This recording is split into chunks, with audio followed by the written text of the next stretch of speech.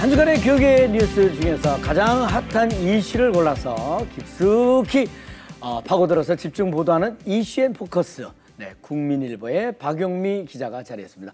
어서 오세요. 안녕하세요. 국민일보 박용미 기자입니다. 네, 7월을 새롭게 시작하면서 어떤 뉴스가 기다리고 있을지 궁금한데요. 네, 오늘은 목회자들의 휴식을 독려하고 있는 교회들과 또 평화 통일을 위해 꾸준히 노력하고 있는 교회들의 소식 전해드리겠습니다. 네, 그럼 첫 번째 뉴스부터 합니다. 이 여름 휴가철을 앞두고 가족 또는 친구들과 함께 휴가 계획을 세우는 분들 많으실 텐데요. 네. 한국교회도 안식년 제도가 있어서 6년간 사역한 목회자는 1년 정도 휴식을 취하기도 합니다. 네. 그런데 이런 제도에서 소외된 이들도 있는데요. 부교역자 없이 혼자 사역하고 있어서 강단을 비우기 어려운 이 작은 교회 목사님들이나 네. 아니면 각 교회 부목사님들입니다. 네.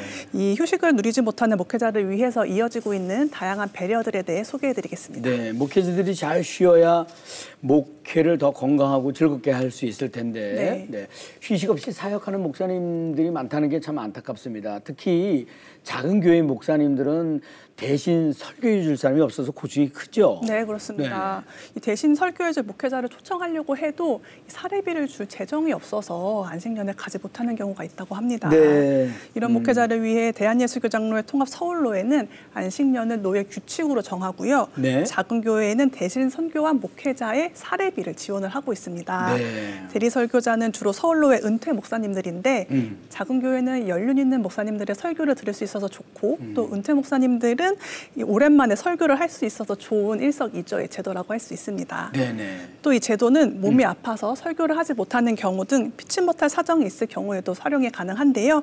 이를 보고 같은 교단 다른 노회들도 비슷한 제도를 마련하는 등 이 움직임이 확산하고 있습니다. 네, 담임 목사님도 그 안식월을 갖기가 어려운데 부목사님들은 엄두도 못 낼 것 같다는 생각이 듭니다. 네, 부목사의 안식월을 적극 지원하는 교회도 있다고 들었습니다. 네, 이 서울 신길교회 부목사님들은 사역 6년을 마치면 한 달간 안식월을 떠날 수가 있습니다. 네. 안식월 기간 사용할 수 있도록 격려금도 지급하는데 지금까지 3명의 부목사가 이 제도를 사용을 했습니다. 네. 또 경기도 삼봉교회도 지난해부터 부목사 안식월 제도를 도입을 했는데요. 부목사들은 성지순례나 기도원 방문 등으로 영성을 키우고요. 또 가족들과 오랜만에 좋은 시간을 보내면서 재충전을 하는 등 아주 알차게 휴식을 활용하고 있습니다. 네. 무엇보다 다음 목회 계획을 짜면서 교회와 성도들에 대한 사랑이 더 커지고 있다고 합니다. 네네. 이 옥성삼 생활여가 연구소 소장은 목회 전 과정 중에서도 이 안식과 휴가의 가치도 사역만큼이나 귀중하기 때문에 목사님들이 안식월을 적극적으로 활용하길 바란다고 강조했습니다. 네네. 사회적으로도 그 쉼의 가치가 점점 중요해지는 시대인데요.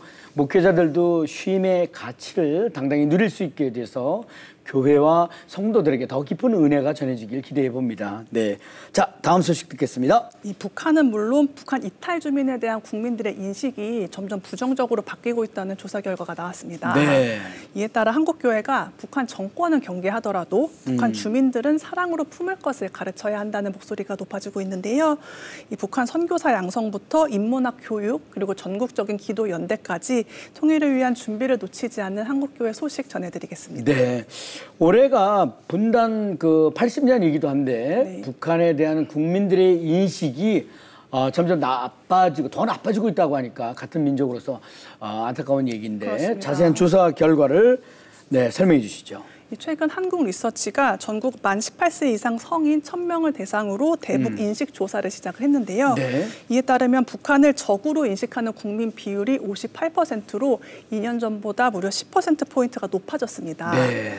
북한에 대한 이미지도 억압적, 권위적, 공격적 등 이 전반적으로 부정적인 인식이 강해졌습니다. 네.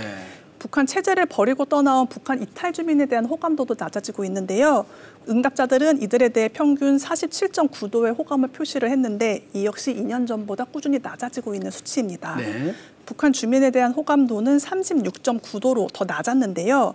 통일 전문가들은 북한 정권 문제는 정치적으로 접근을 하되 교회는 사람에게 초점을 맞춰서 고통받는 이들의 눈물을 닦아주는 데 노력을 해야 된다고 강조했습니다. 네네. 북한에 대한 인식 개선에 한국 교회의 역할이 중요하지 않겠습니까? 네. 고통받는 북한 주민을 위해 기도하고 또 복음 통일을 위해서 올바른 교육을 계속하고 있는 교회들이 있겠죠? 맞습니다. 경기도 일산광림교회는 북한 선교 전략학교를 열고 있는데요.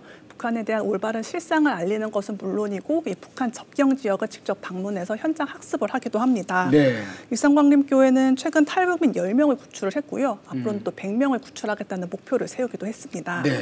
서울 강남비전교회는 탈북 목회자 대상 인문학 공부를 진행을 하는데요. 네. 북한에서 이 획일화된 교육만 받아온 이들이 주체 사상에서 벗어나서 문학이나 역사, 예술 등 이 다양한 인문 서적을 읽고 토론할 기회를 제공을 하고 있습니다.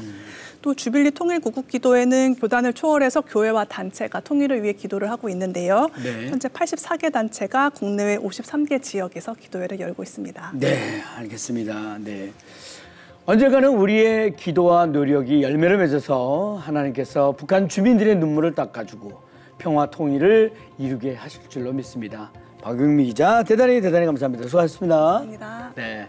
자, 이어지는 단신 뉴스 보시겠습니다.